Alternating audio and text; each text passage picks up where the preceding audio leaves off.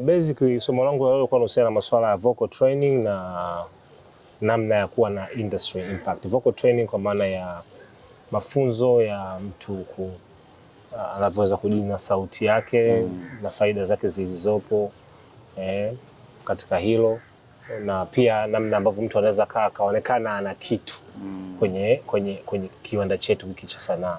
Umeelewa? Tunaona tu watu wanakuwa na impact, mtu anafanya kitu kinaweza kubadilisha taswira nzima, mtu anafanya kitu kinapelekea tasnia nzima inafanya kitu kama hicho na wengineo. Sasa impact kama hizo zinapatikanaje, zinaundwaje, inakuwaje mpaka zinakuwepo? Vitu kama ndio nilikuwa najaribu kuongea na wanafunzi leo kuhusu kitu, na limekuwa ni somo zuri kwa sababu wengi wamepata mwanga wa namna ambavyo wanapaswa kuelekea na sanaa zao.